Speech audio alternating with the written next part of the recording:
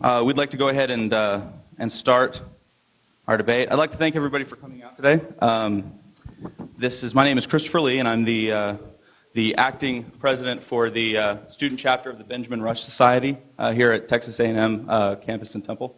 And we'd like to thank all of you for coming out to this healthcare debate.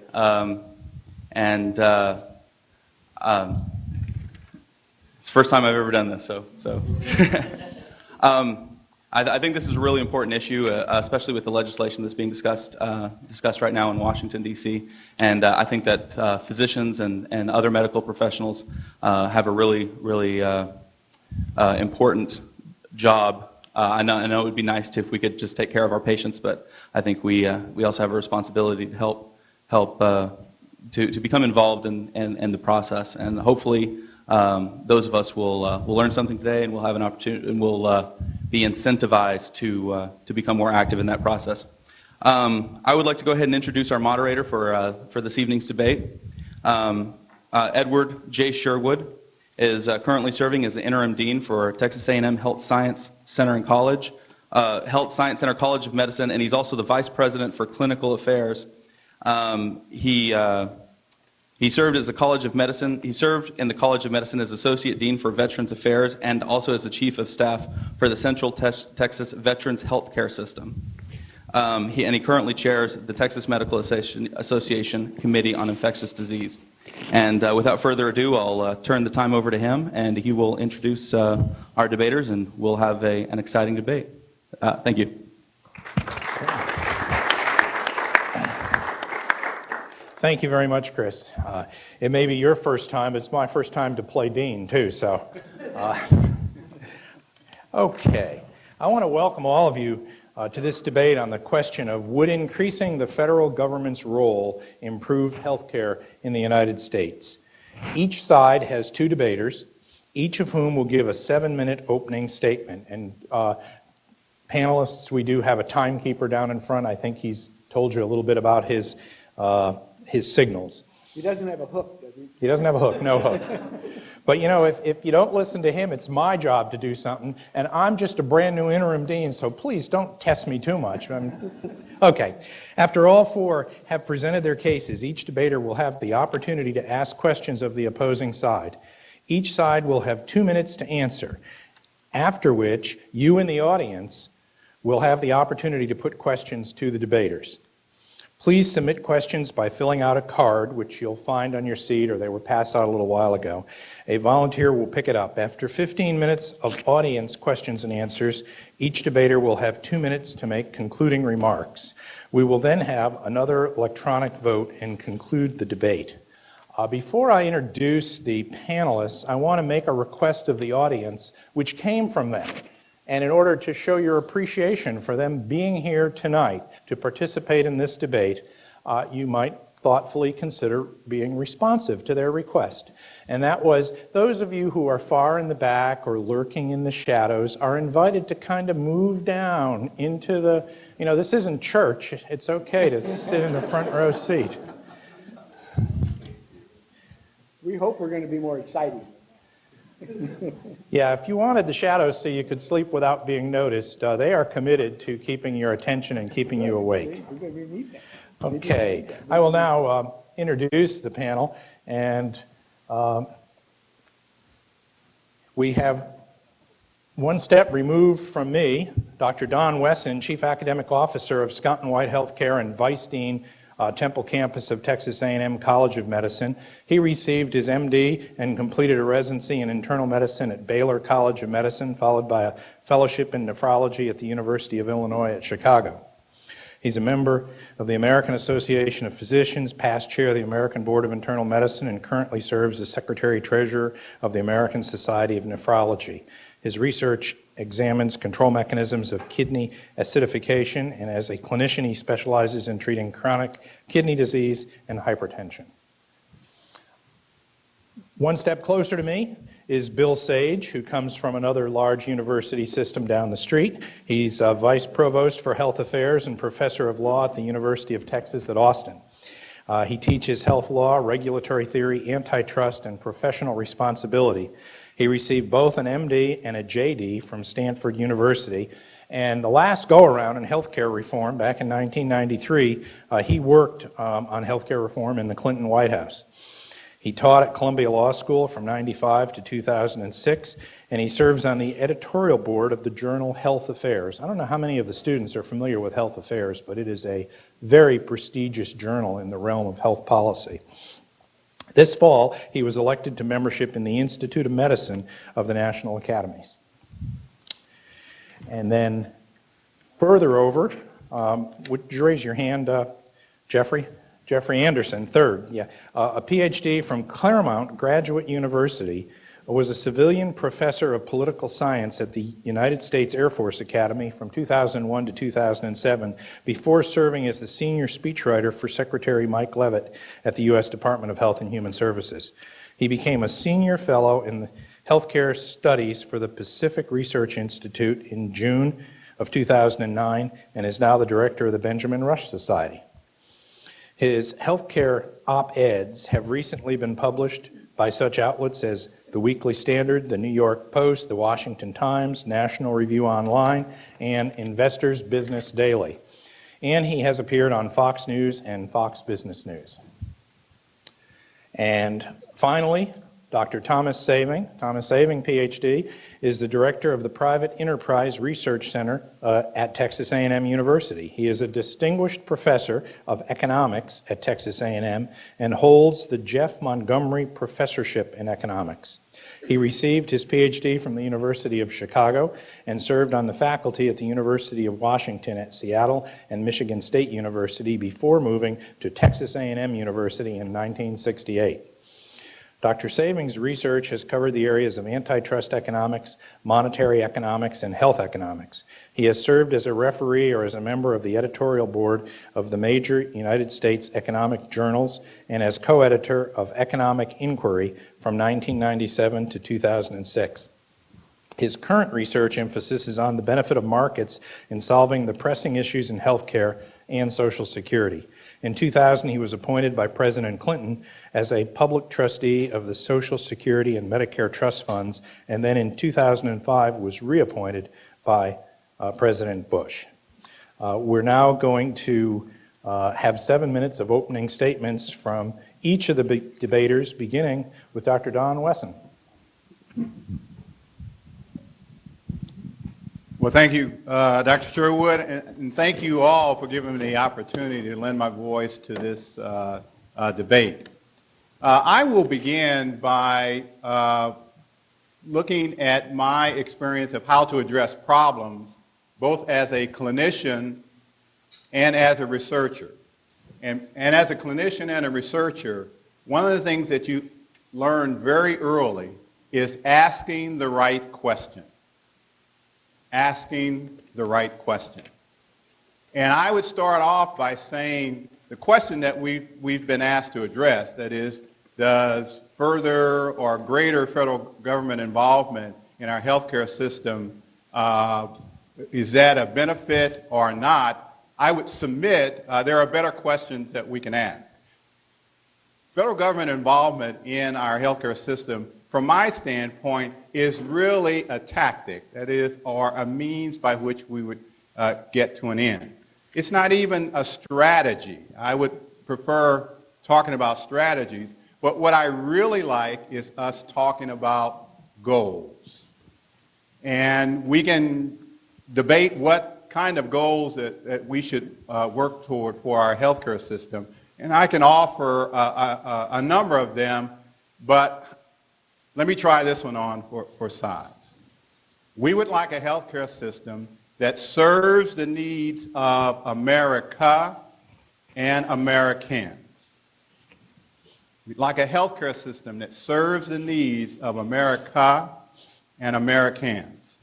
And I would argue that greater federal government involvement in that healthcare system, however we want to construct it, is but one means to that end.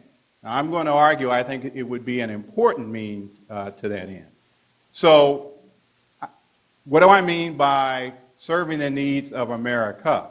Well, there are a lot of things that we could come to consensus on, but I would argue that one thing would be to provide an able-bodied workforce.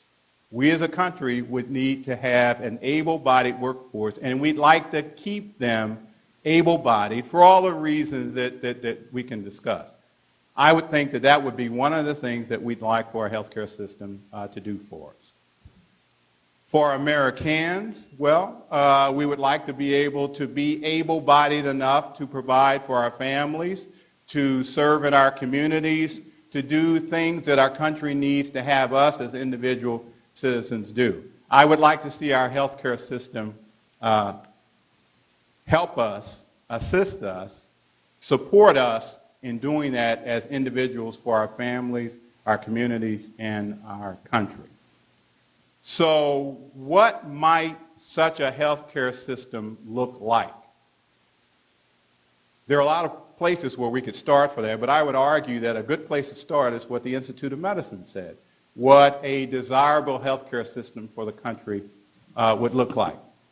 The Institute of Medicine said such a healthcare system should be safe, it should be effective, patient-centered, timely, efficient, equitable, and in later versions, it added affordable. And it's the latter that much of the debate has justifiably circled around, and I'm sure we're going to spend a lot of time talking about that. But in these early iterations of the debate, we're talking about how can we pay for the care. We haven't gotten very far in terms of how that care might be rendered in a better way. We're focusing predominantly on how to pay for that care. So let's focus on safe. A goal that is a reasonable goal within any healthcare system. A strategy might be reducing medical errors. A tactic might be computerized order entry. I would argue that I think that that is a better approach to the issue that we are addressing.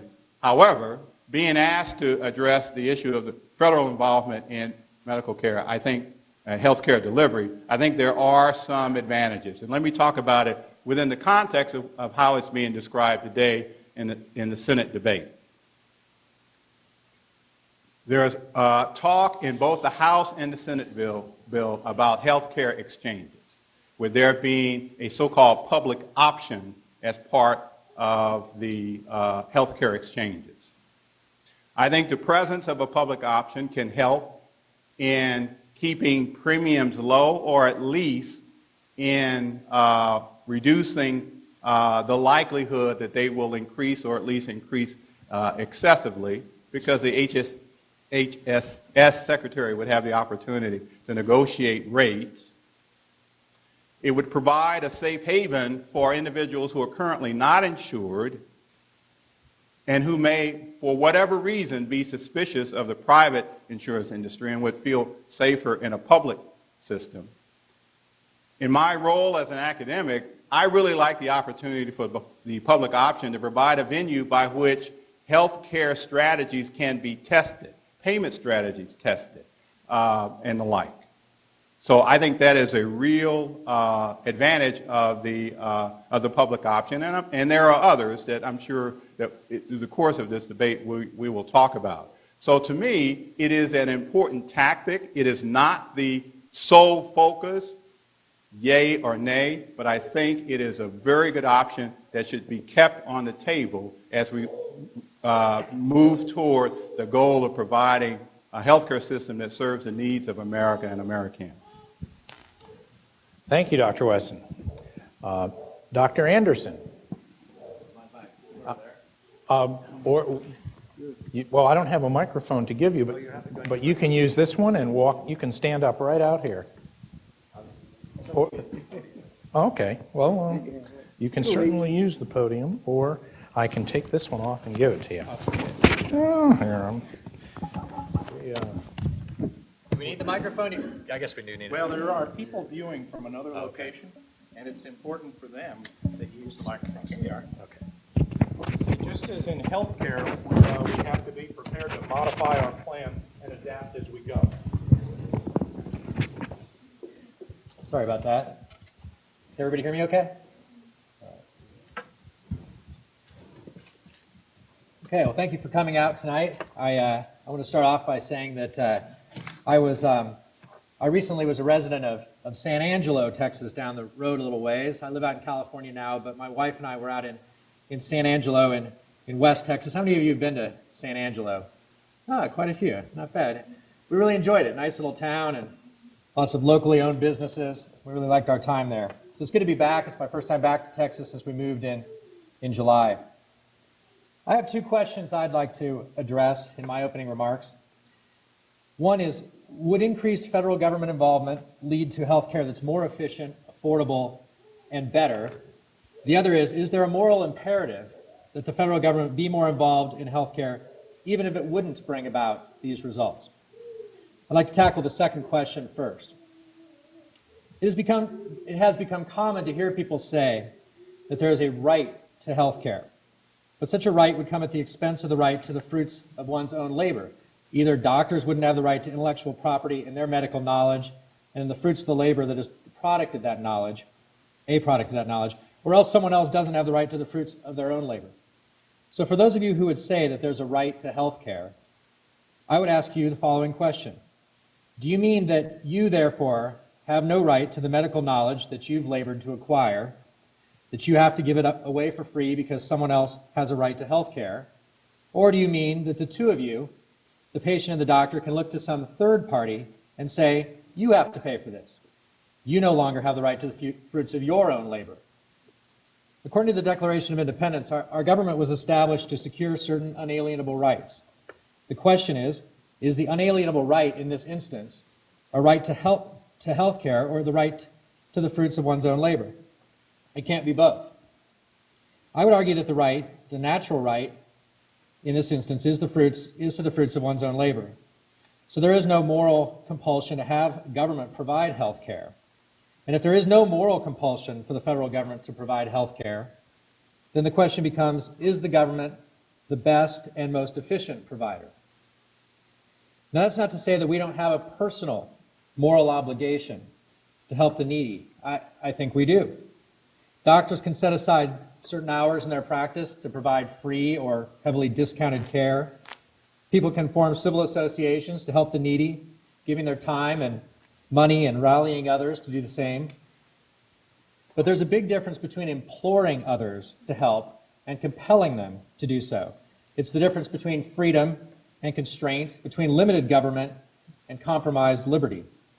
So I would argue that the moral imperative is on the other side, on the need to protect people's freedom and a crucial aspect of that freedom, the right to keep the fruits of your own labor, including doctors' rights to keep the fruits of their own labor.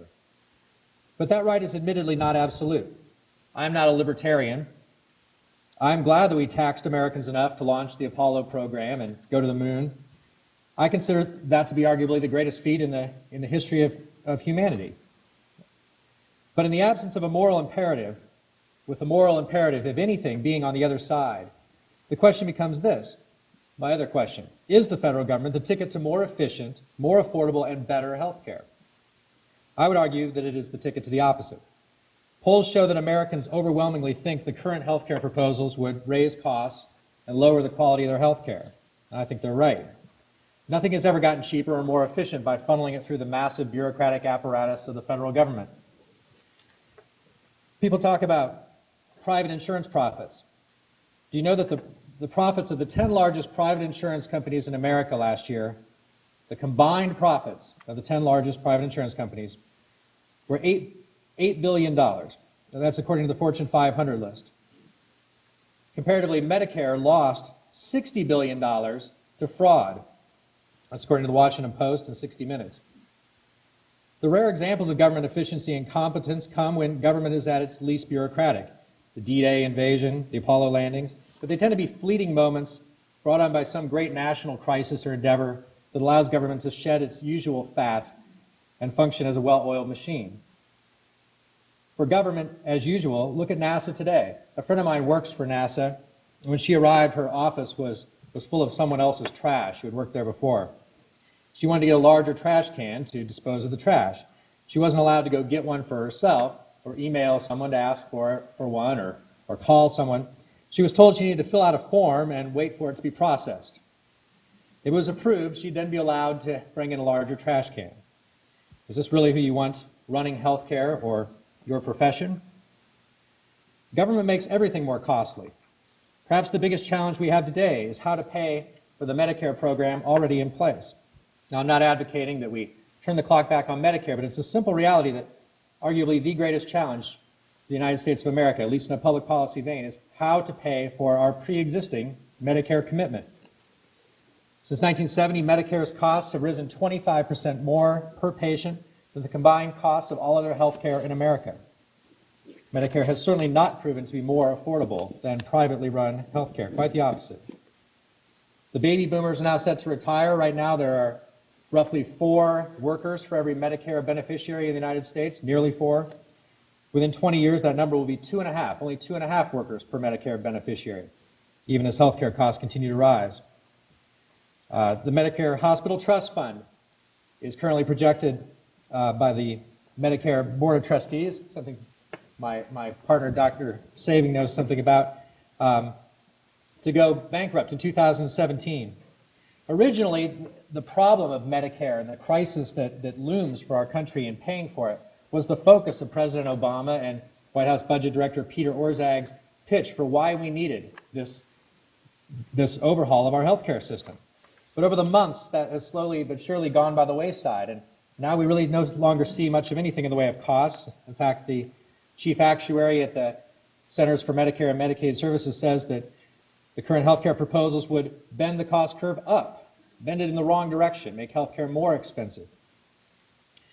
I think there are far better solutions out there, solutions that, in the big picture sense, move toward less of a middleman between the patient and the doctor, and in various specific ways can address our problems. I don't have time to get into those right now, and perhaps we'll do so later on in the debate, but I would encourage you to look at, if you're interested, a couple of things that are available online.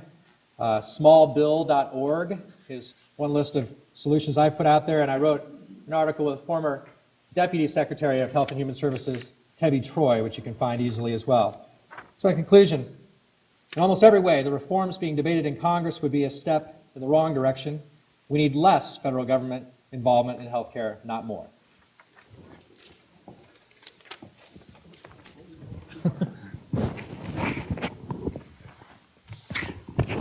Thank you, Dr. Anderson. And now, Dr. Bill Sage from the other university system. We're so glad to have you joining us this evening, sir. Thank you. I'm very happy to be here to help shed a little light on what is a very complicated situation. Now, the question on the table is not whether there is a right to health care, and had I been invited to debate that, I would have declined the invitation. I was asked to come here to talk about an expanded federal role in the American healthcare system, which I'm very concretely going to interpret as the sort of expansion of coverage that's currently being debated in Congress and that I hope will be approved by the Senate in the next couple of weeks and signed into law by President Obama sometime during the winter months, perhaps as a Valentine's Day gift. Now, here's what I'm going to do. I want to explain first why we can't afford to do nothing. Then I want to concede that what's currently on the table in terms of insurance reform, and that's largely what it is, insurance and financing reform, is not sufficient to solve our problems. But then I also want to explain why insurance reform of the sort the administration and the Congress are considering is necessary. So first, we cannot afford to do nothing. Right now, healthcare, as you know, consumes about $2.5 trillion of American money every year, is pushing 17 to 18% of gross domestic product. It is not individually affordable. If you think about it, anyone who gets seriously ill, even if they have insurance, will suffer tremendously adverse financial consequences from illness. Even if you stay healthy, the amount that is put into health insurance premiums through employment pretty much erodes everything that could go to people in form of cash wage increases each year. So workers throughout the country forego wage raises every year because of increases in health insurance premiums. Right now, the average health insurance premium for a family of 4 is as high as the minimum wage. So you can imagine how few Americans really can afford private health insurance. As a country, in terms of public money, we have cannibalized everything that we need to spend our money on to pay for health. We cannibalize education, we cannibalize all sorts of domestic discretionary spending. In point of fact, the only way over the past 50 years we've been able to pay for the increases in entitlements, and particularly the increases in healthcare entitlements, has been through declines in the amount of the federal budget devoted to defense. And that's a decline that can no longer be sustained. So we have to do something. The current system is simply unaffordable, and we have to bend that cost curve. But I'm the first to admit, I am the first to embrace the idea that what's on the table right now is not sufficient. And it's not sufficient in 2 respects. First of all, what's currently on the table does not do a lot to change the healthcare delivery system, and that is where the money goes. And we can talk more, and we will tonight, about how to reform the healthcare delivery system and actually bend the cost curve. The second point, though, is equally compelling. We have to make Americans healthier. If we don't make Americans healthier, we will not have a productive workforce, and we will have healthcare costs that, even with a changed delivery system, challenge our financial capacity both as individuals and as a society. But let's talk about why what's on the table is actually necessary. And what's on the table, again, is a federally led expansion of insurance coverage to cover most, though unfortunately not everybody who lives here in the United States. It's necessary for the following reasons. First of all, if you do not cover everybody, insurance competition becomes channeled into evaluating the risk that someone poses financially when insured, rather than in improving the care that they receive or the cost effectiveness of that care. Put another way, if you change the rules as is currently contemplated and is widely desired by Americans to reduce medical underwriting, to eliminate exclusions for pre-existing conditions, to make it so that even people who are sick or at risk of being sick can have the benefits of health coverage, without universal or near universal coverage, you risk adverse selection, which means your insurance market will collapse. So it's very important to get at least close to universal coverage to have a sustainable insurance system that is not a captive to traditional rules of insurance medical underwriting. Second of all, insurance competition has not worked. And I've changed my beliefs over 20 years. 20 years ago, I believed in insurance competition in the private sector as the best way to get a handle on healthcare spending and improve the quality and cost effectiveness of American healthcare. It hasn't worked. It hasn't worked because insurance companies find it hard to do. It hasn't worked because healthcare providers resist it. And it hasn't worked because when all of this comes into the public view, as it did in the backlash against managed care, laws are passed that keep insurance companies from actually doing it. And if you don't believe me that insurance market competition has failed, believe the insurance industry. Because something you may not have noticed, the insurance industry supports the legislation that's being considered right now. And the reason they support it is they are willing to give up the entire traditional basis of their industry because they know it does not work. It does not work financially for them. It does not work for their customers. It does not work for the country. They will find other things to do, but they are not going to be engaged in the health insurance business that has been their livelihood for the last several decades. And if the insurance industry is willing to give it up, I'm certainly willing to give it up as well. But finally, let me mention the most important reason why we need to expand coverage as a first step. It's because we all need, as Americans, to understand that we are in a shared healthcare system. We are all together in one system. Because only with that sense of community and social solidarity will we be able to protect the health insurance that we all want to have. If we do not have that sense of us as a community, as a single nation sharing a goal of health insurance, then we will be divided and we will be conquered. And that has been the history of health insurance for the last several decades, where special interests of various sorts, some with good intentions, all with financial self-interest, have managed to divide the public decision-making here and prevent the notion of a single shared commitment to affordable and available health care. And that sense of solidarity, though not often discussed, I think is the single most important reason why what's being considered is absolutely necessary, though I confess it is not sufficient. Thank you. Thank you very much, Dr. Sage. Dr. Saving, could you share an economist's point of view with us? All right, I think that the issue here involving the role of government, I think one of the problems of expanding the role of government is a good bit of the problem that we have in the health insurance industry is because of government and government involvement in there. And that what we have done is to take an industry in which nobody cares what it costs. That is, the customers don't care what it costs. And because the customers don't care for what it costs, the providers aren't going to care what it costs. And if that's true, then you're going to be spending a lot of money on healthcare. And as it turns out, it's already been argued that we're spending 16, 17% of GDP on healthcare. And it's growing faster than GDP. So those two kinds of things. And you see the reforms are designed to, one, try to change the level of spending.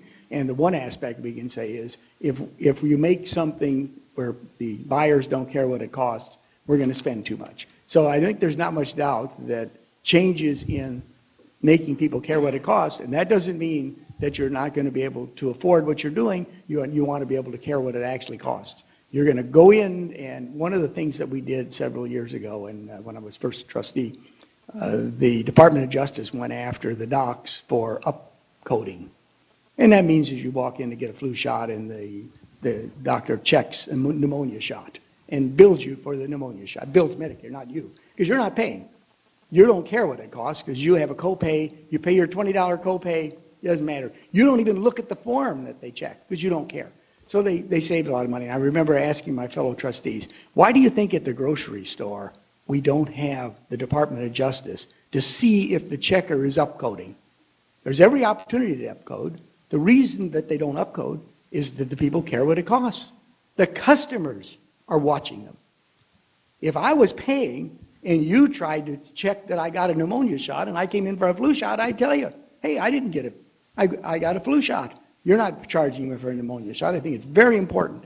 But the next question is, I don't know that that has anything to do with bending the curve. That has something to do with the level of expenditures and not the rate of growth. I think one of the issues that I've had with CMS and other things when I've dealt with them is that I think that health care is what we refer to in economics as superior good. And as income grows, people are going to want to replace a lot of body parts, and that's expensive. And we're going to want to do that, and I think it makes sense.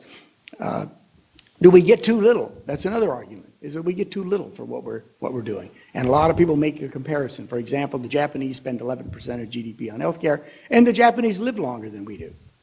Now, what they don't tell you, the people who look at those data, is the Japanese Americans living in the U.S. and consuming our healthcare live longer than the Japanese in Japan. We're getting something for that healthcare. But we're buying fancy healthcare. I don't know how many, there's a woman in here with a child. I mean, so they have a child. I know my son, 3 of my grandchildren were born in the Baylor Medical Center in Dallas, the big one with the big white building, in the birthing spa. Now, in Canada, there are no birthing spas. I'll tell you that. You're in the birthing ward. That doesn't mean you're in any more danger, and there's your baby's in any danger. But you're not in a fancy room with a second room off to the side with the couches, so my wife and I can sit there while our daughter-in-law has a baby in this spectacular room, beautiful wallpaper. And I asked my son, I said, would you have paid for the birthing spa if you were paying for it? And he's saying, well, I hope my wife wouldn't have wanted it. Now, whether she would have or not, another story. But the point is, right now, we've got this fancy health care. Because they weren't paying for it, they took the birthing spa. That means that it's easy to see why we're there. Now we have the other issue, which we brought up here, and that's the entitlements. And here we have just largely a demographic issue and the fact that you've got revenue. And as soon as Congress sees revenue, they spend it. So when you start Part B of Medicare, which is the part that you guys are involved in, physicians' care, it started off at 50%. Harry Truman got the first Part B Medicare card. It was 50% of the cost. So the government's already going to pay 50% of it. That's easy to do when you've got a giant baby boom working population and you don't have many retired people. Harry Truman was one of those few retired people. Now that big generation is going to retire. And how much of, and what are Medicare Part B premiums? They're 25% of cost. 25% of cost. And I remember discussing when I did we did a piece on prescription drugs. And when I say, someone says, you know, I have all these prescriptions I have to take. And what I like to tell them, I says, point to the person in this room that should give up what they're doing for their family to pay for your prescription drugs. And the issue with the government is you don't have to point to anybody. And this whole notion of everybody being insured means that what we're going to do is subsidize. And the reason you have these uninsured people, as you probably know, a huge percentage, in fact, 55% of the uninsured are younger than 35 years old. They're young, healthy people. Why are they uninsured? Because the state regulations require them to pay the community-rated premium, which means they're going to have to pay for old, sick people. So we're going to penalize young people while they're flipping burgers when they're going to be richer later on in order to pay for other people. We have to find a better way to do that. And it's not the way this is the government rule. And it's not really insurance in the real sense of the word. It's prepaid medical care. So when you look at the Blues, for example, in the state of Texas, or you look at Texas A&M University, or this group right here, Scott and White, we're all self-insuring. The premiums that we've talked about going up, they're just not insurance companies raising premiums. The fact that the buyers of health care are spending more. We're self-insured at Texas A&M University. If we buy more health care, then next year, the Blues aren't at risk at all. We're the ones at risk. And we pay more. Because we're consuming more. Not because the insurance companies are cheating us. We're consuming more. And we're consuming more. That may be good, but we're consuming more because we're not paying for it. There are better ways to do this and to make sure that people actually can pay. But it's important to understand, and as you probably know, I mean, you get a hospital bill, there's not a single price on the bill that's real. It's all fiction. Every price on the bill is fiction.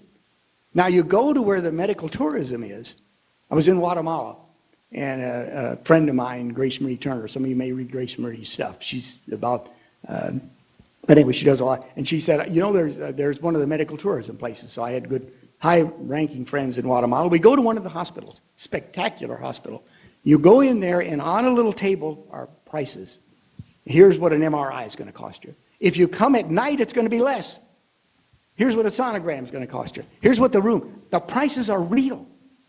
That's what you're going to pay. If you don't want that fancy hospital, this place has 8 hospitals in Guatemala.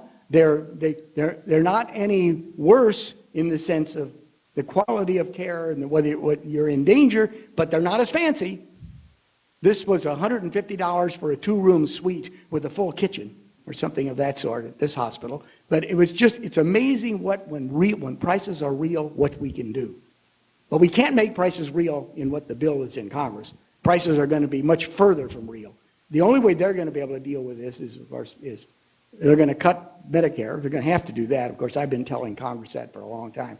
Every time I testify before the Senate Finance Committee, I'm telling them, you're going to have to cut benefits. And what does that mean?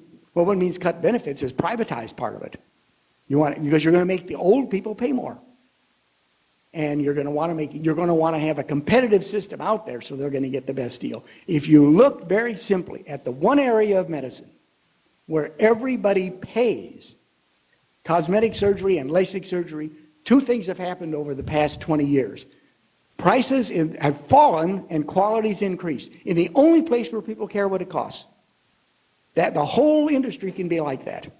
But we have to get rid of the government, get rid of it out of the industry completely. And what we'll do is, and we've got to find then a way to make sure that individuals can actually give them the wherewithal to be able to pay for it, but make them somehow care what it costs, just the way they care what a computer costs or what the stuff in the grocery store costs. Dr. Saving, thank you for your comments. That concludes our opening remarks from our panel, and now each of the panelists will pose a question to the opposing side. We will start with Dr. Wesson, who will have 1 minute to pose a question, and then it'll be followed by an answer from Dr. Anderson and/or Dr. Saving, and they will have 2 minutes to respond. Dr. Wesson? Thanks, Dr. Sherwood. I was interested in our initial discussion about this not being church and having people move down front.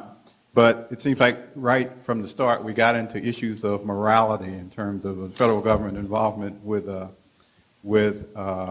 health care.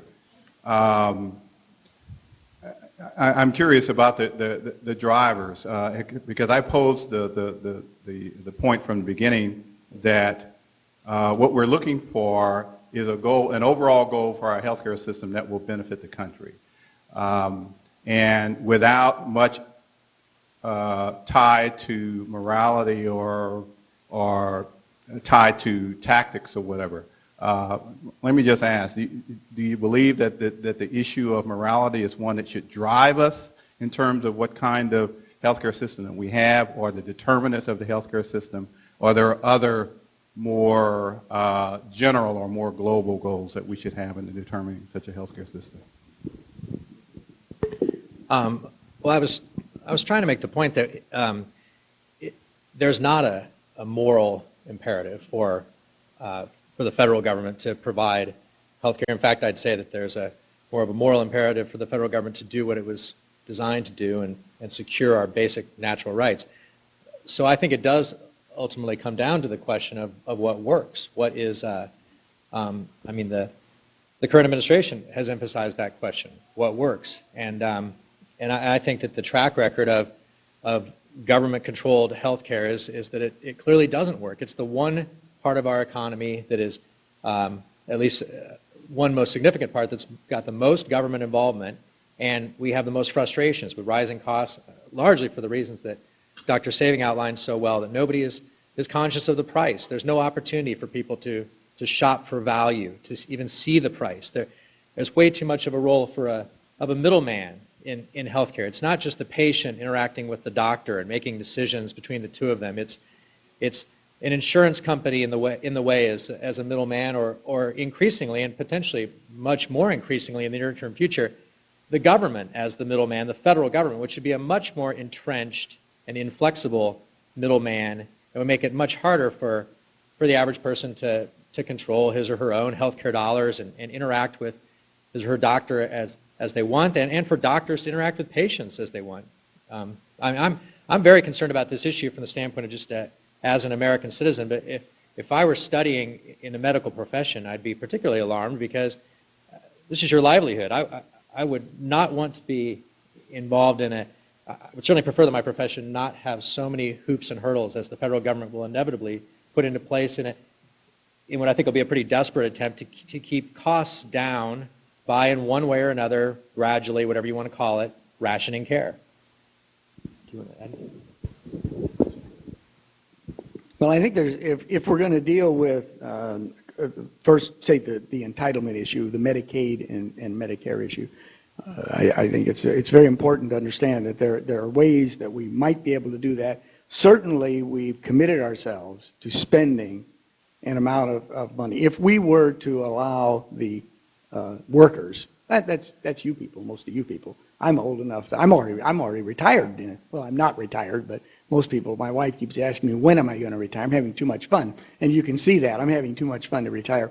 But the young people, in between now and the time you reach retirement age, in a sense, become actually Medicare eligible, your payroll taxes, if you were going to pay for these deficits, would be getting up over 40%.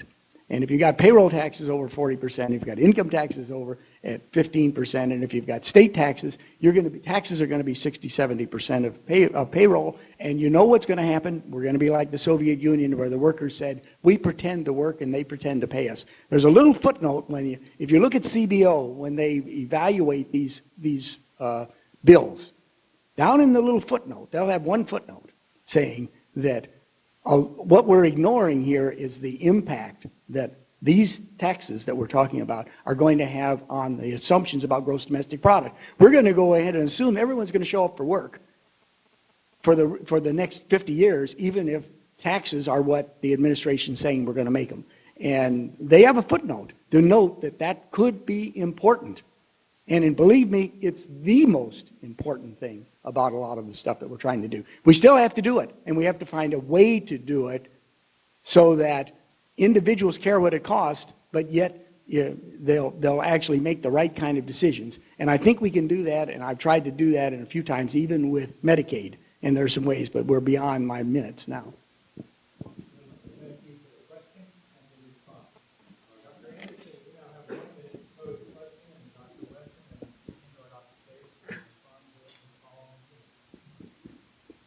Yeah, this question is for either of you. It's based off a comment that Dr. Sage made that, Dr. Sage, you said that we cannot afford to do nothing. And that seems to be a common mantra right now, is that we have to do something, we can't afford to do nothing. But I would ask, in light of the fact that the CMS chief actuary says that the percentage of gross domestic product that the United States spends on health care would increase under the current legislation from the current 17%, which everyone for a long time has been saying is way too high, to 21% by the end of by 2019, which is higher than it would be under current law. And in spite of the fact that even to get to that, it would be cutting substantially into Medicare, which can't afford it, and it would be running deficits unless it follows through on the pledge to cut doctors' pay by 23% and never raise it back up under Medicare. In light of all these things, but particularly in light of the projected change in GDP from 17 to 21%, how can we afford to do this? I'm going to make 2 points that I actually suspect I will generate agreement from across the divide on. First point, there is no correct percentage of GDP to spend on healthcare in the United States. The correct percentage is the percentage that we all collectively want to spend as long as we get good value for what we're spending. For many years, I was convinced that in a wealthy society that wanted to spend money on health, up to 20% would probably remain affordable. We've had a separate problem here in that we have an American preference for low taxation, which means that our government's ability to spend a certain percentage is not the same as our society's ability to spend the percentage. And as I've described before, the amount we have spent on healthcare has seriously compromised our investment in education and other things that the society requires. But no, I don't think there's a correct percentage to spend on health. But that gets to another point, and here I'm sure that I'll get some agreement from Dr. Saving. All of these fiscal projections are fictional.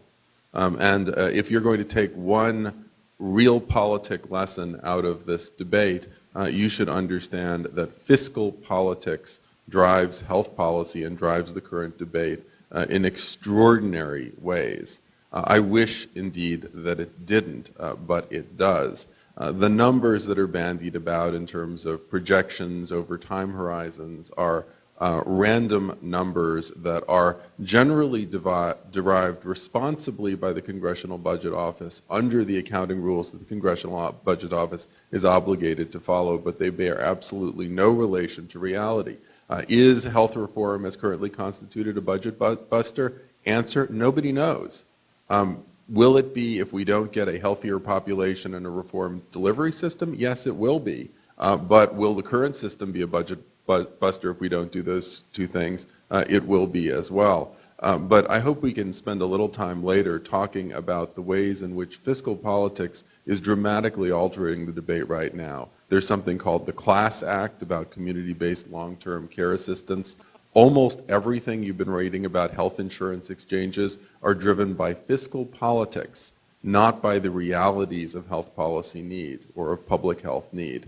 And this is a very, very serious problem that comes back to the point I made in the first set of remarks about social solidarity. The only collective meaning that healthcare has had for America for the last 25 years has been a fiscal collective meaning. It's all been a taxation and government spending collective meaning. We need a different collective meaning that's a collective meaning about health.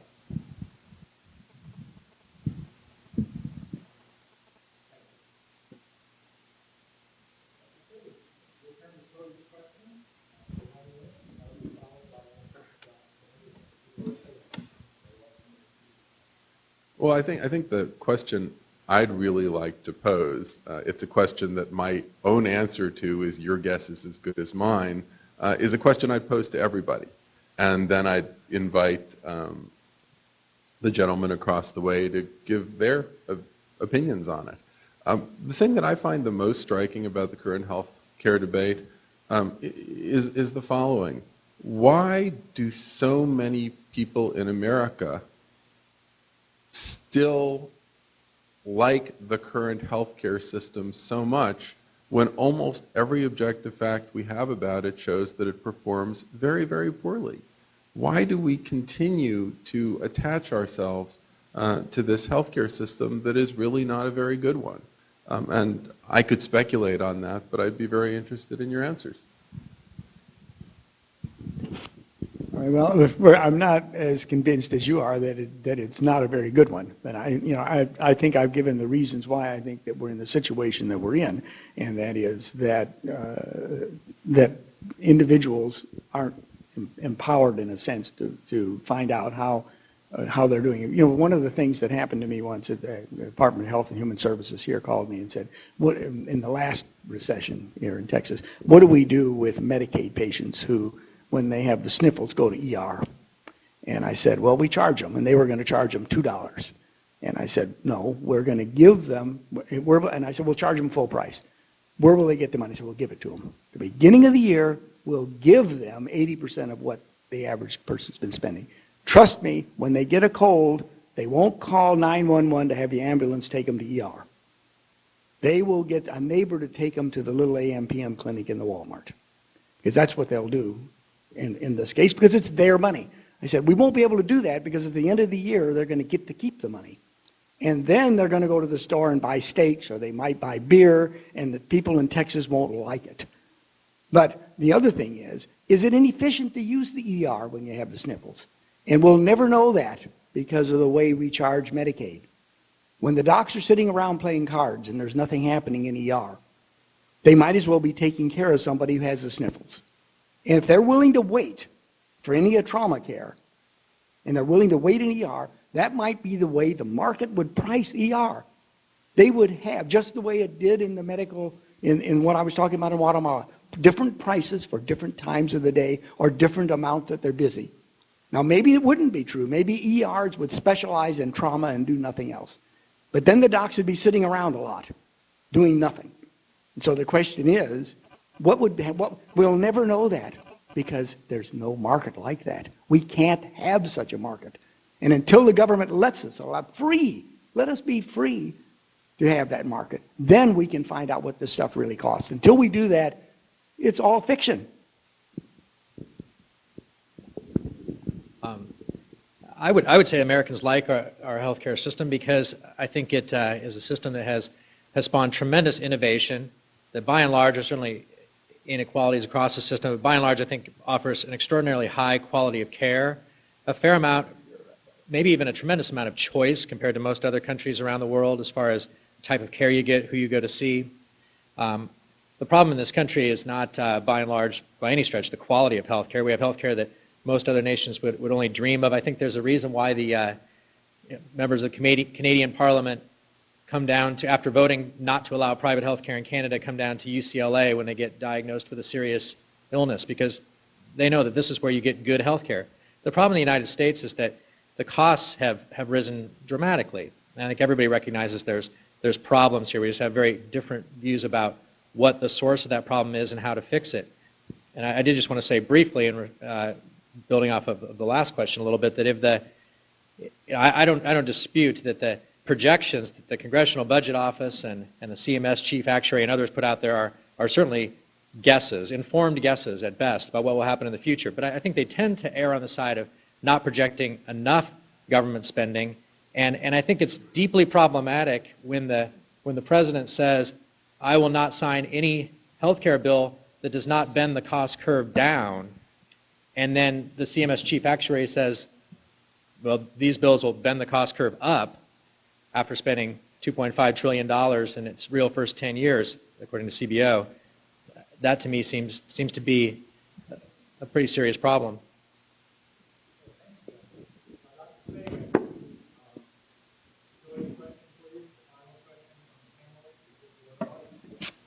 And I think my question is going to involve something that I think Bill and I both agree on, and that is that how do we do something with the fact that these things are all politically driven?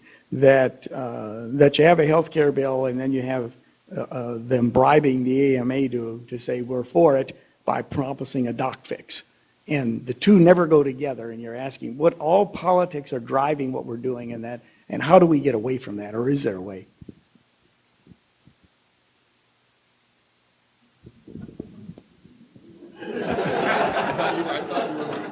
You're the lawyer. You're in the law school here. Well, no, I mean, I have I no, really like your opinion. No, I think you're the guy who does this. I have no problem with politics. I mean, that's democracy, and ideologically, I'm in favor of it. One of the things that has been the biggest frustration to me when we have these discussions is that the lack of honest prices is not going to be fixed by government, because government was only partly a source of the problem. Government, in terms of conveying the will of the people, receded very early in healthcare in favor of government ceding a lot of authority to the profession. And I think it is time for us to get away from some of the myths here. One of the myths being that American healthcare is the best in the world. You'll notice that even the politicians choke on that one these days. Another myth, frankly, and I hate to say this because I spend a lot of time working on problems of medical ethics and teaching medical students, is this notion that the sanctity of the physician-patient relationship should determine health policy. I was in a gathering recently where someone prominent finally stood up and said, I never, ever want to hear somebody defend the current system on the grounds of the doctor-patient relationship. We have got to get past that in terms of policy setting. But these are the things, these are the political myths that drive us right now that I think are the two most problematic. And we've danced around some of the others with, I think, Dr. Saving and I largely agreeing on them. The two that are really the most problematic, one is the notion of taxation and spending being what's supposed to determine health policy. And the other is this notion that the government is fundamentally the source of restrictions on healthcare. Government is not fundamentally the source of restrictions on healthcare. Government has given in to popular will for tremendous liberalization, both financially and practically, of healthcare, and the public will has been largely co-opted by special interests because there hasn't been a collective interest. Thank you. Gentlemen, I know this is probably something that's a bit for response, but out of respect for our audience, we'll listen to the very collective. I want to now turn to some of their questions. We will have 2 minutes at the end. The point has been triggered. First, directly to Dr. Wesson and Dr. Taylor. Is there anything the federal government should not do in regard to health care?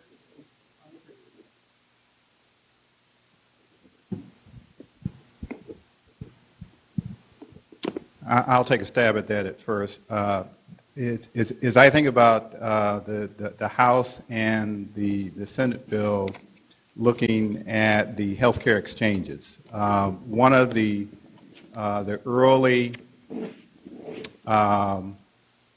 proposals was that the public option that was being offered would have Medicare rates and rates that would be much lower than what the private insurers would charge, and that would be quote unquote unfair competition, and would be harmful to the insurance companies. The second thing that was proposed, at least by some congressmen, was that there would be quote unquote an unlimited piggy bank for the public option to support it, as opposed to the private insurers that have a limited piggy bank. I don't think it would be fair for the public option to have this so-called unlimited piggy bank and would be able to if you will, paper over some bad mistakes that it made. If the public option were a part of healthcare exchanges and they made bad fiscal decisions, negotiated bad rates, or did things that would that made it fiscally unstable, then it should be allowed to suffer the same fate that the private insurers would suffer if that were to happen. So in terms of the rates, I think it would be fair for the public plan to be a fair competitor, if you will, rather than being able to negotiate much lower rates that may not be profitable in a commercial, compared to a commercial product, and they should not have an unlimited piggy bank that would support mistakes that they may make down the line. So that's one thing I could think of that would be a limit or a cap to what the federal government should be allowed to do. Forgive me, I have to be controversial. The federal government should not use health reform as a reason to further restrict abortion in this country. That's something the federal government should not do. Let me just say a word about the public option, though. We have a habit of overthinking the public option. It's turned into an ideological point. It's not. Most Americans favor a public option because they want an insurer of last resort. They want somebody in every community who will write insurance for them if no one else will. And on that basis, whether they call it a public option or not, whether they call it an expansion of Medicare, whether they call it OPM doing a federal employees approach, there is going to be an insurer of last resort in anything that emerges from health reform. Understand that back 16 years ago, instead of a public option, the debate was over a fee-for-service option in the Clinton bill, because people in that era were afraid of being shoved into HMOs, and they wanted some assurance from the government that there would be something more familiar in healthcare delivery available to them. Nowadays, people are not so focused on that issue because its threat has receded, for better or for worse, but people are nervous with their recent experiences of private insurance markets and increasing persistent cost increases. People are concerned about being shut out, and that's all they want from a public option. It's not a matter of, is the government going to be either too harsh on payment and ration or too lenient on payment and subsidize. To me, that's kind of silly. It's just somebody in a community to be there if no one else is. Dr. Anderson, Dr. Saban, either of you like to make a brief comment in response to those answers? Well, I think there is a few things. And I might say, I'm not sure that it's relevant necessarily to the question. I mean, one of the issues we have is MedPAC, and in Medicare, all the doc things the prices are all fixed. And why you can't innovate, it's simple. Why can't you call your doctor? You guys are going to be doctors. You can call your lawyer and talk to them for 15 minutes, and they'll bill you for 15 minutes. You can't call your doctor and do that, because if they do it for you, they can't get paid. Nobody can pay them. It's illegal to pay them. It's illegal for them to answer you in an email. Your lawyer can do it. Anyone else, the Geek Squad at Best Buy can do it. Your doctor can't do it because Medicare won't let them pay them. And I think the real reason why I think a lot of people are concerned about what's going to happen is, and they don't even know much about Canada, but they're afraid of rationing. And I was on a debate in Minnesota on a radiological oncologist who had just moved from Saskatchewan or something. And the reason that he left Canada is that he said he had patients, he had to treat them. They shut the radiation equipment down at 5 p.m. They didn't open it again until 8. That doesn't happen in the U.S. If you have an oncology patient who needs radiation, they're going to get it. This guy said, I couldn't take it anymore. So he moved to Minnesota. He just couldn't do it anymore. He felt that I can't do this. And I think that's what people are afraid of.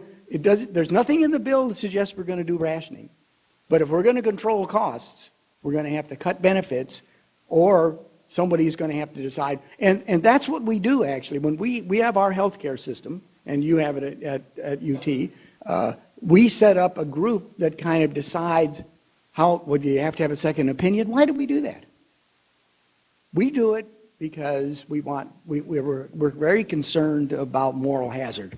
And people are going to, and that's what an HMO does, and that's what we do as a group to try to prevent people from just going crazy in the system. Not to prevent them from getting care, but to make sure that they're actually getting something we're all going to pay for, because we're all jointly paying for it. You know, we have 10,000 employees at Texas A&M University, and when we spend $1 on health care, we only have to pay for 1/10,000th of it. Thank you very much. What I want to do is ask that only... I'm just going to break the rules for just a moment, just to point out to the Really audience, brief. very briefly, just to point out to the audience, this is why this is a complicated problem. You know, so in Canada, the patient who needs a particular imaging service can't get it. In the United States, the patient who doesn't need the imaging service gets it anyway. That's what makes this difficult. Okay, that's one for you, Bill. One. Now, I'm going to... I'm going to ask for one respondent from each side, and the reason I'm pushing is so we can get through more of the audience questions, because they've asked some very good questions. Why is it that every other insurance industry, open parens, auto, home, life, is not unaffordable and not a concern? How could we make health insurance like these other industries? One respondent from each side. Who wants to go first? Well, it's simple, because health insurance is not insurance. It's prepaid medical care. So it's not insurance, it's not risk adjusted, it's none of that. We could make it that way. We could have health status change insurance. We could have insurance against getting breast cancer. We could have all those insurance schemes, and that's a real insurable event. What we're trying to do is something else. It's prepaid medical care. It's not insurance, and that's why, in a sense, it's not affordable, because it's the average of what everyone spends. Now, we could change that, but that's a whole different world than the one we've been involved in for a very long time. Dr. Sage, Dr. Wesson? The thing that makes health insurance so difficult is that medicine has a very large component of uncertainty as well as an actuarial distribution of risk, and it's very hard to deal with that, particularly given the emotions and the votes that follow the emotions that attach to that. So we've never really constituted health insurance to be functional in terms of improving health or even health care.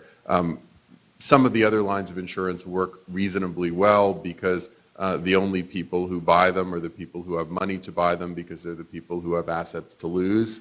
Auto does not always work that well because people want insurance against somebody else's caused accident, and because auto insurance also often gets quite populist, and the voters demand low prices even when those prices are not sustainable by real economics. Thank you. The next question is directed to Dr. Wesson, and then after Dr. Wesson responds, we'll invite the other side to have one person respond as well. Last year, 50% of practicing physicians, when polled, stated that they would retire if they could afford it. Why would these originally highly motivated professionals want to do this? Well, first of all, let me say I'm not one of them.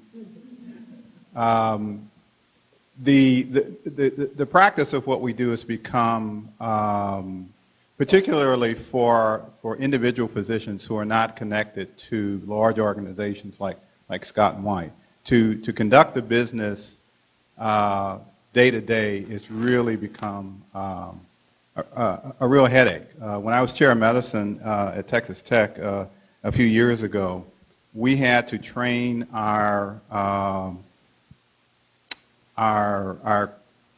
billing staff and clerical staff to deal with, I've forgotten the number now, but there were like 50 to 60 different insurance options in order to try to get the department paid. And we did that as an organization.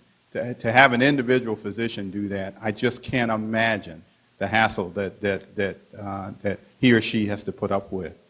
And the idea of what physicians are like has really changed even in the press, the public impression of physicians. I grew up with Marcus Welby, and that translated into Doogie Howser and worse. And so the physicians are not held in the same public light, although compared to a lot of professions, they're still held in very high esteem, but less so than years ago. So I think how physicians are viewed has changed, and their conduct of their day-to-day practice has just become increasingly difficult. Thank you, Dr. Wesson. Gentlemen? I might add a little bit, because I think that the reason what's happening, that is the docs that are in, and you pointed out the difference between someone who's working for Scott and White because it's a business running a practice, and the business now, because of this complexity, they actually have external people do all of that things. You almost have to do that. The rules are so complex, both from the insurance companies and from the federal government, is that you actually bring in outsiders, and that's what they do. They do billings for you. They fill out all the forms, because otherwise you'd be spending all your time doing it. And that is a real problem. We had a good friend who was an ER doc and back in the early days, and she spent half of her day on the computer doing this kind of work in the ER instead of taking care of patients.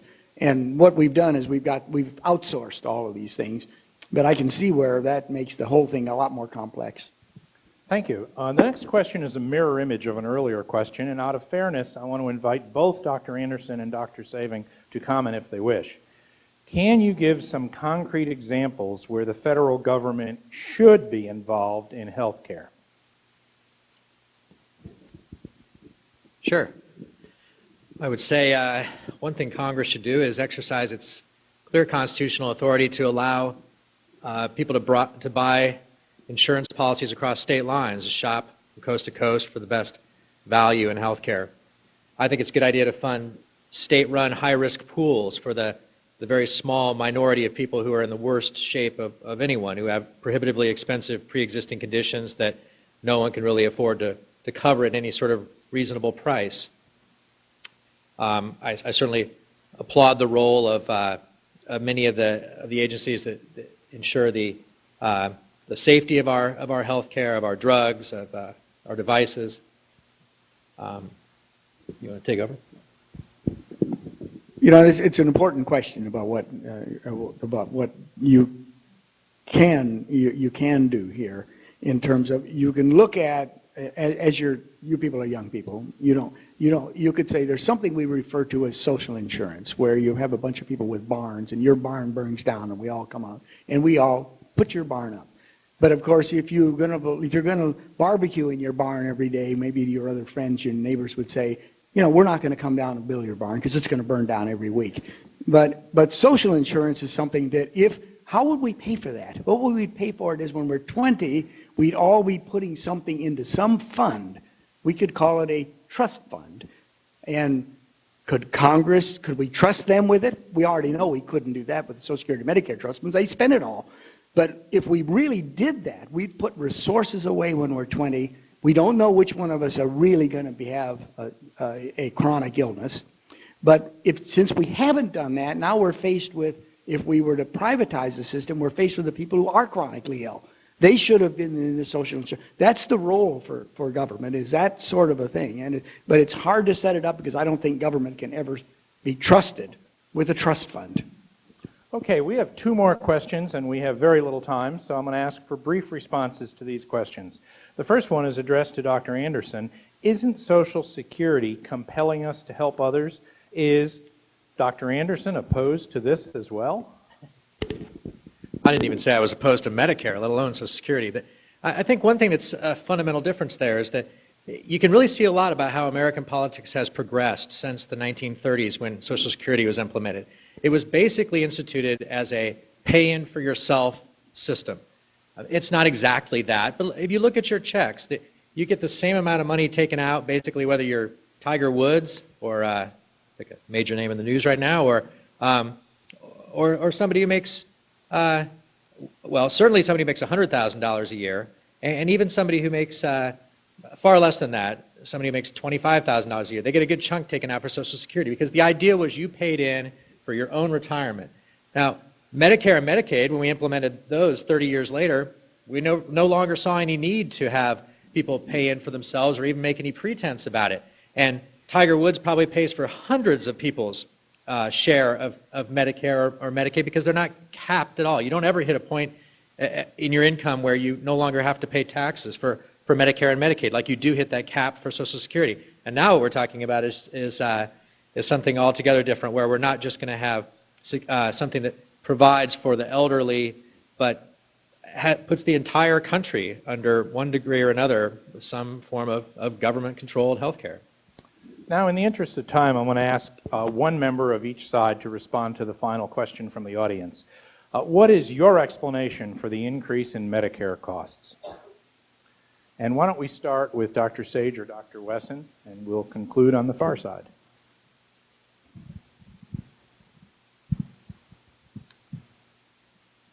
There are a number of explanations. One, Medicare is another insurance payer, so the other insurance companies are facing the same thing.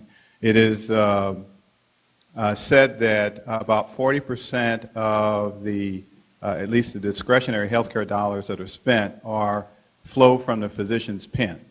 So physicians have a big role in this, in contributing to the cost, and conversely, they can contribute a lot to reducing costs.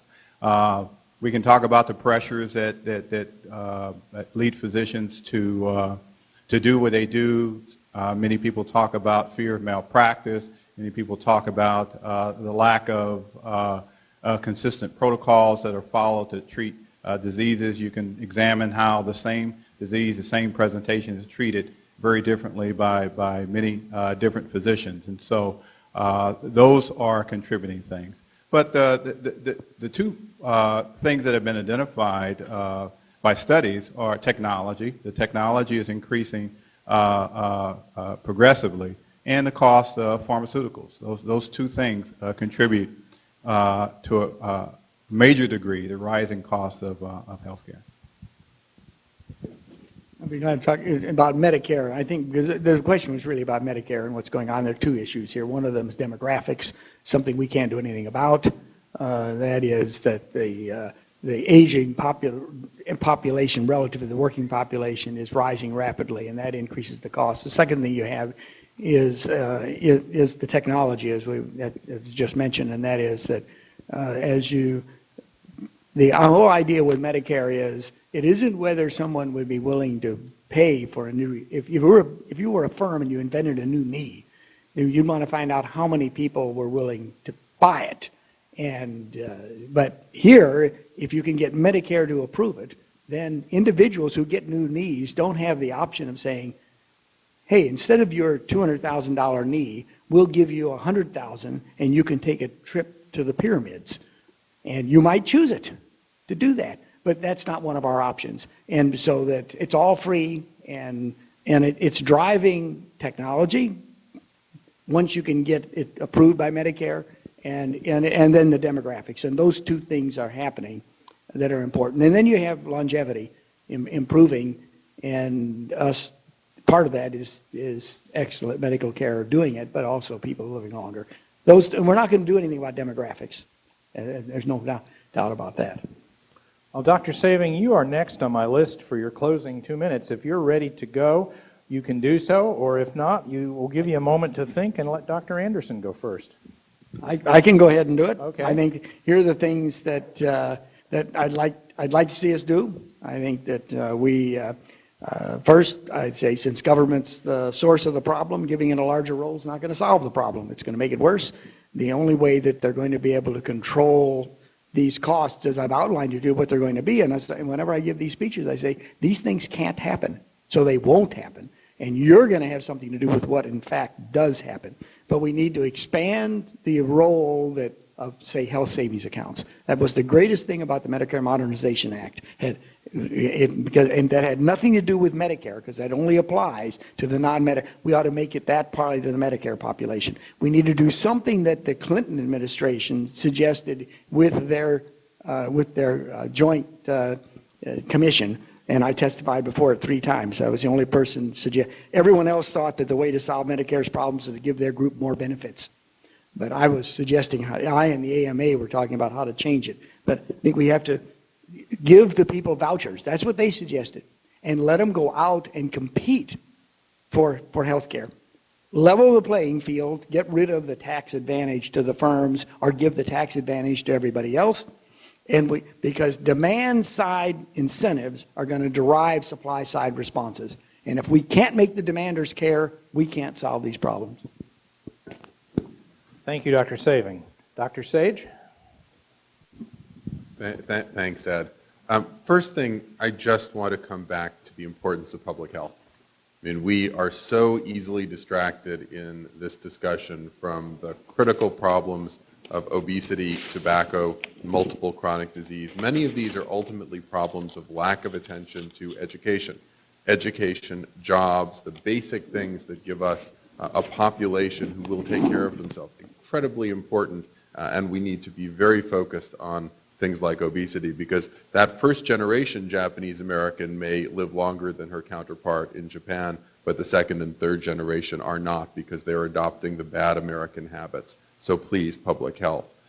Beyond that, I really want to be conciliatory. I want to be conciliatory both towards the other side, and I want to be appreciative of where we are to have this debate. In terms of the other side, I think Dr. Saving and I would very strongly agree that fixing the medical payment system is a top priority. And I think that is coming down regardless of a federal insurance expansion, but will be easier with a federal insurance expansion than without it. Health savings accounts, I'm afraid, were a very elegant theory that made some sense in terms of people spending their own money, but really just don't work given the magnitude of the health investments and the infrastructure that's there right now. Good idea, didn't end up being enough to solve the problem. But payment reform, bundled payment for hospitals, a different basis for primary medical care, we're going to see it, and I think that's a good thing. But I also want to point out, Scott and White delivers excellent health care. This is an unusual delivery model considered nationally, and people should be proud of the job that's done here. I think it is an incredible blessing that the American Medical Association, which has been far from a progressive voice in many of the health reform debates, is currently led by your own Dr. Jim Rohack. And I think Jim is a very smart, thoughtful person, but the fact that he practices in this organized system of care, which is an unusual system considered nationally, is incredibly valuable to health reform. Thank you, Dr. Sage. Dr. Anderson? Hi, thanks again to all of you for coming. How many of you are familiar with Alexis de Tocqueville's Democracy in America? Had a chance to read that at all?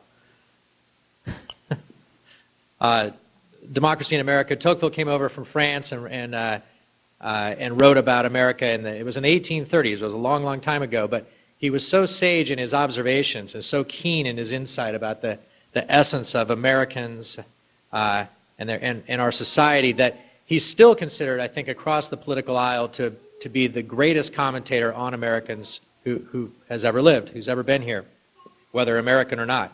One of the things that Tocqueville praised in America was the founders. He thought it was part of the founders' genius that they left us in a situation where people had control over their own lives, they were free to solve their own problems, and at the same time, the country was made strong enough to deal with external forces, external powers in an international vein.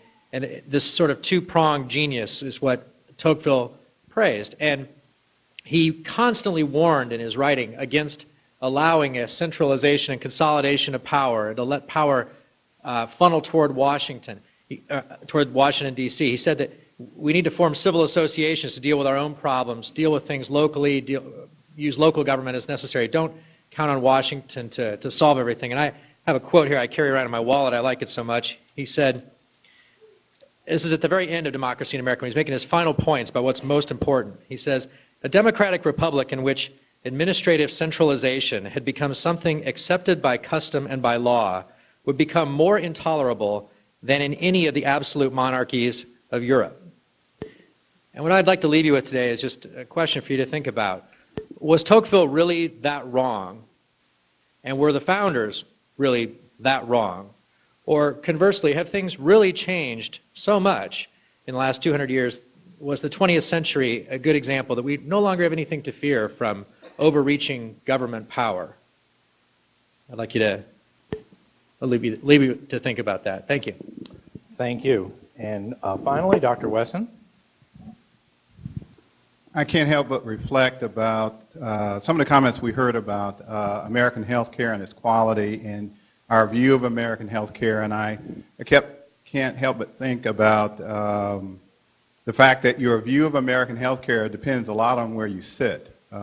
As I think about the birthing room at Baylor in Dallas, I think about my time at Jefferson Davis Hospital as a student in Houston.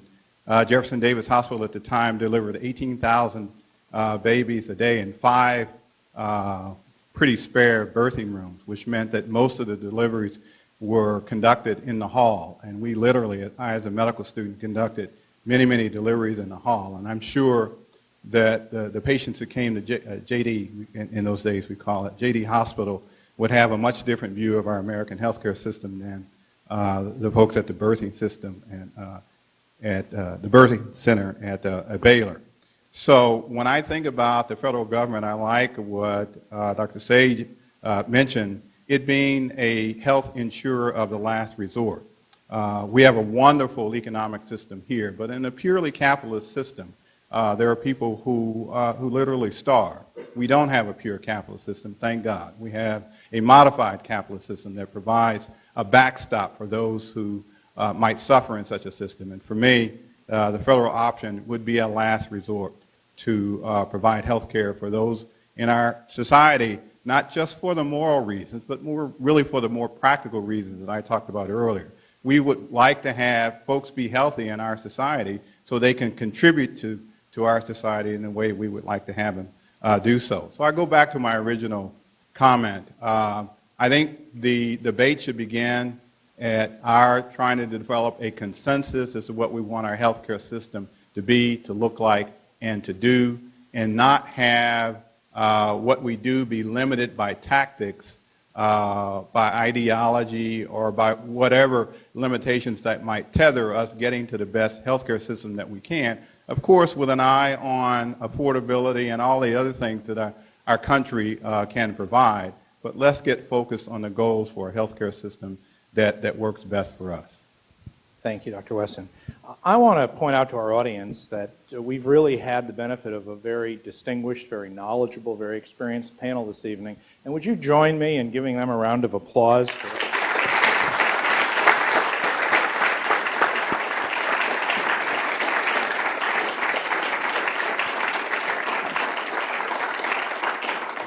I would also like to thank the sponsors of this debate, the Texas A&M Health Science Center College of Medicine and the Benjamin Rush Society student chapter for organizing this. So let's give them a round of applause.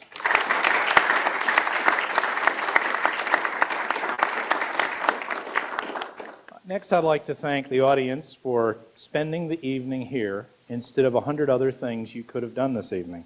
I'd like to make 2 observations before we close. One is I was waiting and waiting and waiting, and I found it fascinating that we talked about health care reform for an hour and a half, and we talked about the government's role in health care, and I didn't hear the word Department of Veterans Affairs mentioned once, the VA. And let me tell you why I find that intriguing. Having worked there, having been there, having seen it years ago when I would say the quality of care was abysmal, and having seen it recently, I think it embodies the very best and the very worst of federal involvement in health care.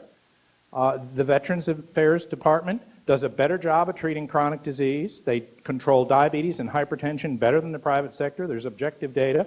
And I could go on and on and on, but I won't for fear that they'll come after me and tell you what's wrong with the system. It's both good and bad, and it's interesting it didn't come up. Now, the second observation is that all of us have a responsibility to carry forth the objective, deliberate, thoughtful, evidence-based debate that we've heard this evening. Because as you've seen in the news, this is a topic that tends to rile up emotions. And we see people picketing and carrying signs and calling each other names and shouting. And I would submit to you that as professionals, we have a responsibility to do our best to prevent the debate from devolving into that kind of spectacle and keeping our friends and neighbors focused on facts, evidence, common sense, and not allowing this to become an emotional circus, because we don't want our healthcare system's fate determined by that kind of process. And with that, I would just close and thank you all for being here this evening. Thank you very much, and have a good night.